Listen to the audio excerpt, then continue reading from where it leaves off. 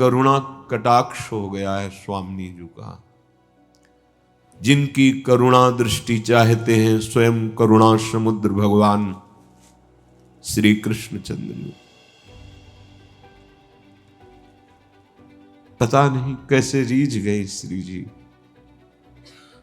अपने चरणों की शरणागति दे दी, अपने धाम का आश्रय वास यत्किंचित अपनी महिमा नाम महिमा हृदय में प्रकाशित की। अपार करुणा स्वामी जी की ये हम सब पे है। देखो ना, आपका कौन सा ऐसा साधन बल है जिसके बल से आप यहां बैठे हैं। विश्वास कीजिए, दुर्गति का कार्य खत्म हो चुका है। अब आपके ऊपर दुर्गति लागू नहीं हो सकती यदि आप कृपा का अवहेलना अपमान न करें, तो बहुत बड़ी कृपा हो गई है। एक बार जो वृंदावन आ गया, एक बार सत्संग सुन लिया, प्यारे जू का हृदय से एक बार भाव कि आप मेरे हो, दुर्गति खत्म हो गई उसकी। विश्वास कीजिए, यदि कहीं सत्संग के वचनों का मनन करके उस पे आचरण में उतार ले, तो शरीर रहते हुए आपको पता चल जाएगा कि हमारा काम हो गया। कोई बंधन नहीं, अब कोई आकांक्षा नहीं। सच्ची मानिए, श्री जी बहुत करुणामयी है, लाडली जी बहुत, और सामर्थ्य जितनी दैवी शक्तियां हैं सब एक अंश से प्रकाशित हैं लाडली जी के, एक अंश से। इनकी नखचंद्र छटा का तेज ही ब्रह्म ज्योति कहा गया है। नूपुरों की झनकार से अनेक मंत्रों का प्रादुर्भाव हुआ है।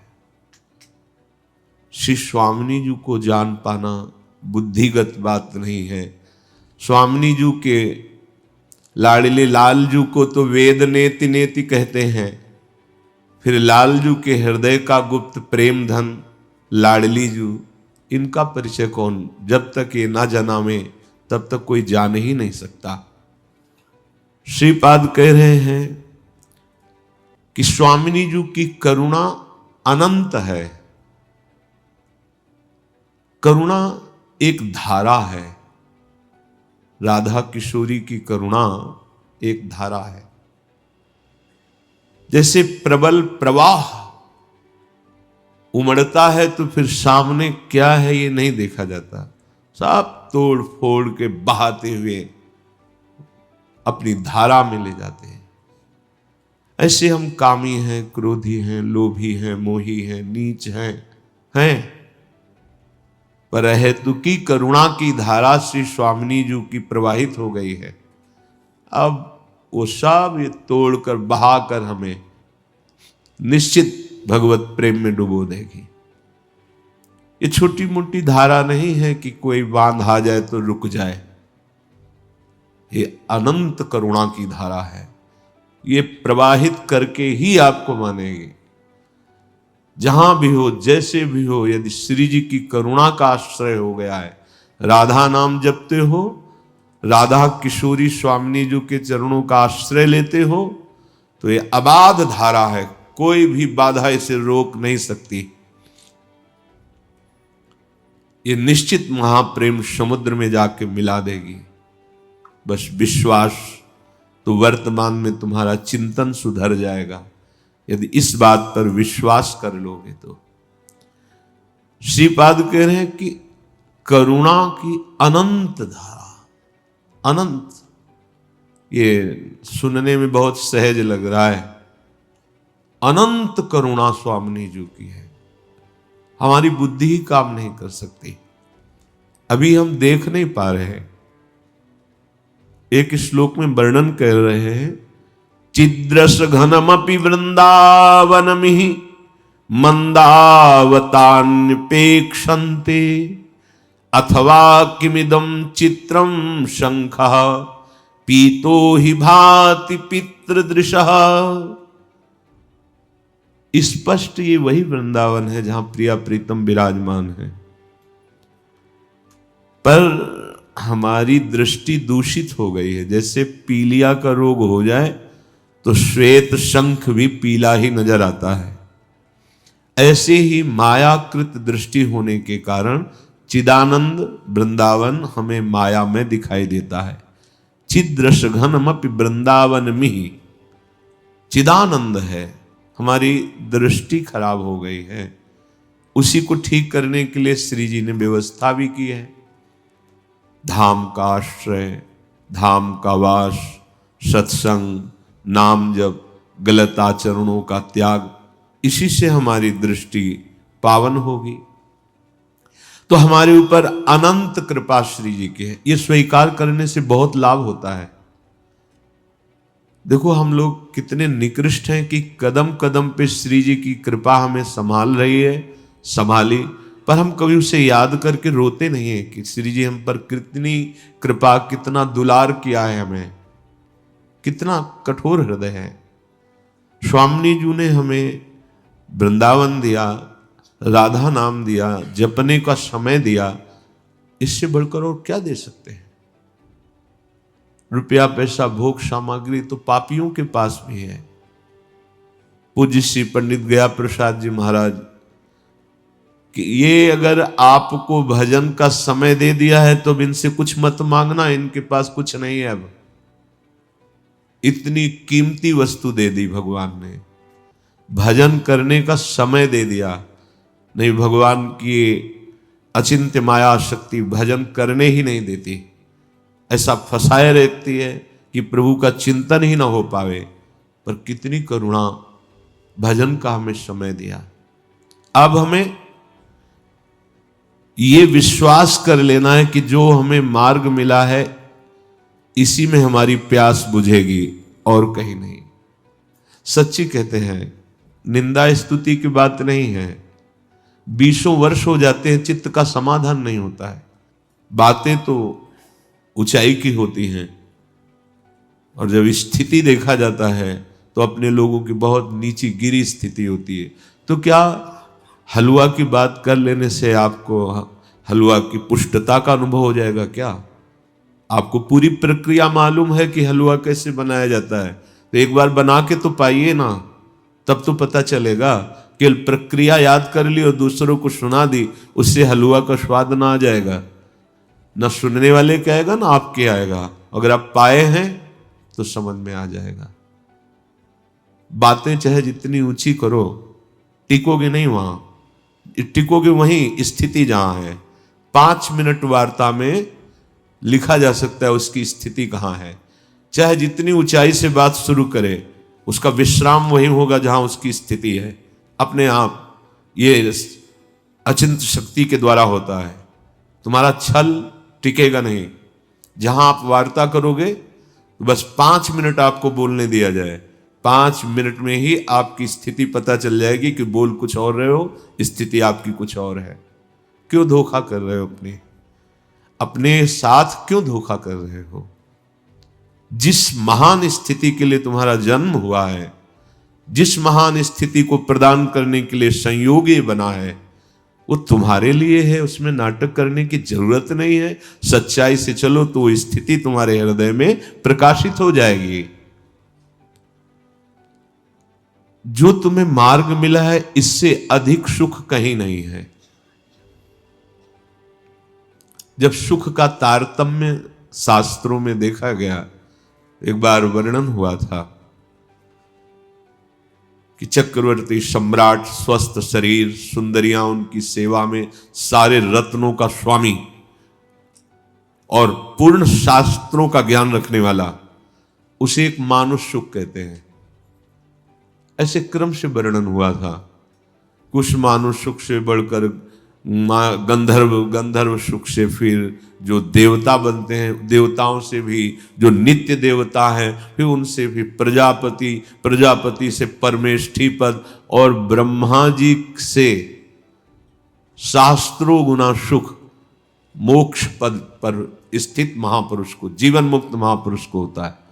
और उस जीवन मुक्त महापुरुष के आगे 17 शून्य गुणा किए जाएं तो बोले जो सुख होता है वो प्रिया प्रीतम के चरणारविंद के आश्रय का सुख होता है। इसलिए यहां कह रहे कह रहे कि जो सुख का मार्ग तुम्हें मिला है, इससे बढ़कर सुख कहीं नहीं है। वैसे भी जो विषयानंद का पूर्णतया त्यागी होता है और शास्त्र ज्ञान संपन्न होता है, वही शांतानंद को प्राप्त होता है, जिसे शांत रस कहते हैं। फिर इस शांत रस से भी बढ़ करके अद्भुत सुख प्रदान करने वाला दास्य सुख है। दास्य सुख से भी बढ़ करके सख्य है, सख्य से भी बढ़कर वात्सल्य है, वात्सल्य से भी चरम सीमा का सुख कामता भाव है, और उससे भी बढ़कर सहचरी सुख है। तो जो तुम्हें यहां सुख का मार्ग मिला, इससे बढ़कर और कोई मार्ग नहीं है, और कोई सुख नहीं है। विश्वास करो, खड़े हुई इतनी ऊंचाई पर और चाह रहे हो नीच भोगों में सुख, तो ये अवहेलना हुई ना, अनादर हुआ ना। आप अपने सौभाग्य को दुर्भाग्य में बदल रहे हैं, जो लाडली जू ने कृपा की है। ये वृंदावन जिनका है ना, वो असीम शक्तियों के स्वामी हैं। देख लो, निर्मर्याद विचित्र शक्ति सहजा, सीमा नहीं है कि इतनी शक्ति है, असीम शक्ति। और वृंदावन उनको अपने अधीन किए हैं, प्रिया प्रीतम को। वृंदावनम परित्यज्य पादमेकम न गच्छति। एक कदम भी वृंदावन से बाहर हमारे स्वामी युगल सरकार नहीं जाते हैं। जब कभी किसी भक्त को दर्शन देंगे तो पहले वृंदावन प्रकाशित होगा, फिर उसमें प्रिया प्रीतम प्रकाशित होंगे। निर्मर्याद विचित्र शक्ति सहजा खेलंच वृंदावनम, वो यहां खेल रहे हैं। जैसे किसी को लगता है कि ये तो कर कमल में मुरली धारण किए अत्यंत सुकुमार लाडले, और लाडली जो नील कमल धारण की अत्यंत सुकुमारी, अति सुकुमारी लाडली पी किशोर सुकुमार। तो जितने दिव्यास्त्र हैं, ये सब इनके चरण चिन्हों में विराजमान हैं। जहां भगवान सुदर्शन चक्र कर कमल में धारण करते हैं, वो सुदर्शन चक्र लाडली जी के चरण चिन्हों में है।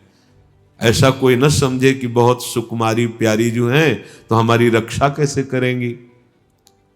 जितना वैभव, ऐश्वर्य, अनंत शक्तियां सब श्री जी के गोरे चरणारविंद में है। निर्मर्याद विचित्र शक्ति सहजा, यहां अद्भुत सामर्थ्य विराजमान है। खेलंच वृंदावनम, ऐसे असीम सामर्थ्य वाले प्रभु युगल सरकार श्यामा श्याम यहां खेल रहे हैं। तद राधा करुणा कटाक्ष, स्वामिनी जी की करुणा कटाक्ष आप पर हुई है, तभी आप यहां बैठे हैं। राधा कृपा कटाक्ष हो गया, फिर भी आप विचलित हैं। अरे भगवान शिव चाहते हैं राधा कृपा कटाक्ष, बड़े बड़े महापुरुष चाहते हैं राधा कृपा कटाक्ष, और आपको प्राप्त हो गया। क्योंकि जिनको वृंदा विपिन है, कृपा ते नहीं की होए, वृंदावन में तबै तो रहन पाई है सोए। यहां आना, यहां रहना, ये सत्संग सुनना, राधा राधा जपना, ये राधा कृपा कटाक्ष का स्वरूप है। पर अत्यंत तुच्छ सुखों के लिए हम इसका त्याग कर देते हैं। बहुत एक घाटे का सौदा है ये, बहुत बड़ा भ्रम है, बहुत बड़ा भ्रम है। एक तरफ श्री जी की करुणा कृपा और श्री जी, और एक तरफ विषय आकर्षण, दुख क्लेश अशांति वाला, तो हम हाथ बढ़ा देते हैं विषय आकर्षण की तरफ और पीठ कर लेते हैं श्री जी की तरफ। अज्ञानता की हद हो गई। एक तरफ जीवन मुक्तता है, एक तरफ घोर बंधन है, एक तरफ परमानंद है, एक तरफ घोर दुख अशांति है। हद हो गई अज्ञानता की कि हम हाथ इधर ही पसारते हैं, इधर नहीं। और प्यास इधर की है, इधर कभी बुझ नहीं सकती। जैसे ओस चाटने से प्यास कभी नहीं बुझ सकती, ऐसे ही आप कितना धन एकत्रित कर लो, कितना भोग भोग लो, आपको कभी शांति और तृप्ति नहीं हो सकती। अभी शांति जानते ही नहीं हो। अभी आनंद का परिचय ही नहीं मिले। हृदय फट जाए यदि आचार्य कृपा ना हो तो हृदय फट जाए, आनंद से फट जाए हृदय। आनंद की ऐसी बाढ़ आती है, अभी उस आनंद का किनका भी नहीं, इसीलिए विषय सुख का आकर्षण होता है। ये सब व्यर्थ की जो बुद्धि की तर्कनाएं हैं ये उसी समय शांत हो जाएंगी जिस समय आनंद का स्पर्श होगा। श्री राधा कृपा कटाक्ष। फिर मैं सोचता हूं कि मेरी दशा ऐसी क्यों है, जब मेरे ऊपर श्री जी का इतना कृपा कटाक्ष है तो फिर मेरी दशा ऐसी क्यों है? क्योंकि हम उस कृपा कटाक्ष का आदर नहीं करते। जब श्री जी हमें इतना दुलार करते हैं तो उनके सिवा फिर हमारा चिंतन नहीं हटना चाहिए, उनके सिवा और कहीं चिंतन नहीं जाना चाहिए। जिह्वा पे राधा राधा, अरे कब जीवन की शाम हो जाए कुछ पता नहीं। आप लोग पता नहीं किस बल पर बेपरवाह हैं, आपको विरह नहीं सता रहा, आपका हृदय नहीं जल रहा श्री जी के लिए, आप चैन से खा रहे हैं, सो रहे हैं, खेल रहे हैं, आपको ये नहीं लग रहा कि पता नहीं कब श्वास रुक जाए और हमारा काम नहीं बना। ये हृदय में जलन नहीं आ रही? दुख की तो अब कोई परवाह मत करो। बड़े भाग्यशाली जन हैं जो इस मार्ग में कदम रखते हैं। पापात्माओं को तो अवसर ही नहीं मिलता, प्रभु देते भी हैं अवसर तो टुकरा देते हैं। जो इस मार्ग का पथिक है, प्रियालाल के प्रेम रस का रसास्वादन करने वाला, चाहे जितनी भी पीड़ा हो, मन में भी हो व्यथा पार, संकट पर संकट भी आवे, टूटे नहीं भजन का ताल। समझ लो भाई, यह है मार्ग, यह है राधा कृपा कटाक्ष। गुरुदेव श्री जी, श्री जी गुरुदेव, कृपा कटाक्ष हो गया। अब ऐसी हिम्मत धारण करनी पड़ेगी आपको। ये बैठा लीजिए, अगर प्रेम प्राप्त करना है, भगवत प्राप्ति करनी है, प्यास बुझानी है तो ये हिम्मत, ये धैर्य धारण करना पड़ेगा। चाहे जितनी भी पीड़ा हो, मन में भी हो व्यथा अपार, संकट पर संकट भी आवे, टूटे नहीं भजन का ताल। पग पग पर कष्ट घेर रहे हैं, राधा राधा राधा, पार करते चले जाओ, घबराना मत। हर शूल इस मार्ग के पथिक के चरणों का फूल बन जाता है। दूर से दिखाई देगा शूल, और जब चरण रखोगे तो बन जाएगा फूल। डरना नहीं, बस डरना नहीं। और माया के मार्ग में हर शूल फूल नजर आता है, फूल समझ करके रखा तो फंस गया। ऐसा सूल चुभा कि आह भी नहीं बोल पाता। बहुत धैर्यपूर्वक, कितना भी संकट पे संकट परिस्थितियों, नाम नहीं छूटना चाहिए। देख लो, हृदय में देख लो, यहां जरा सी बात आई तो भजन छूट जाता है। अरे जब शरीर ही छूटना है, शरीर ही छूट जाएगा तो इससे बड़ा दुख और क्या आएगा। और वो हमने पहले निश्चय कर लिया है कि मुझे भगवत प्राप्ति करनी, इसका मतलब देह राग पहले ही हम मिटा रहे हैं, फिर घबराना क्या। जरा सा कष्ट आया, भजन छूट गया, हाय हाय करने लगे। देहोपि ममता भाग चेत्र हृषौ नात्मवत प्रियः, यद्यपि देहस्मिन् जीविताशा बलीयसी। तुम जानते हो तुम जीना क्यों चाहते हो? जीना क्यों चाहते हो? इसलिए जीना चाहते हो हर कष्ट सहकर, बुरी से बुरी परिस्थिति में भी इसलिए जीना चाहते हो तुम, क्योंकि तुम्हें प्रभु से अपनापन नहीं हुआ, शरीर से अपनापन है। हर बुरी स्थिति में ही लगता है मैं जीवित बना रहूं। जीवित का मतलब शरीर से राग बना रहे। शरीर से राग खत्म हो जाए तो ये शरीर का छोड़ना जैसे सांप केचुल छोड़ता है, कोई कष्ट नहीं होता, ऐसे होता है। सबसे ज्यादा प्रिय है अपनी आत्मा, अपनी आत्मा है प्रियालाल। आत्मा हरिवंश प्रगट परमानंद। संकटों पर, विपत्तियों पर, दुख पर इतना प्रभावित ना हो जाओ कि तुम्हारा भजन छूट जाए। आखिरी जन्म वाले के लिए बात कह रहे हैं, तुम्हें संसार की बाजार फैलानी तो फैलाइए। अगर समेट करके अपने घर चलना है तो ये बात घर चलने वालों के लिए है। समेट लो, समेटे सो आशिक, फैले सो जमाना। फैलोगे तो जन्म जन्मांतर फैलते ही रहोगे। समेट जाओ। क्या अब चाहे कदम कदम पे संकट और विपत्ति हो, हमारे भजन का तार नहीं टूटेगा। जीत गए आप। पकड़ के देखो भजन। क्या ऐसा भजन पकड़ रहे हो? रोज सत्संग सुनते हैं, जरा सा कोई मान अपमान की बात आवे, निंदा स्तुति की बात आवे, भूल गए प्रभु को, छूट गया नाम। थोड़ा सा सुखद भोग सामग्री, छूट गए प्रभु। नहीं भाई, बहुत घाटे का सौदा। अनंत कृपा की धारा श्री जी ने प्रवाहित कर दी है। अब हमको पहुंचना ही है श्री जी तक। तो हर कदम में हमें संभालते रहना कि हमारा भजन चल रहा है कि नहीं चल रहा। यही प्रार्थना है प्रभु, तुम पर ही है मेरा भार अपार। छूटे नाते रिश्ते सारे, छूटे कुल छूटे परिवार। सब छूटे तो छूटे प्रभुवर, तुम न छोड़ना प्राणाधार।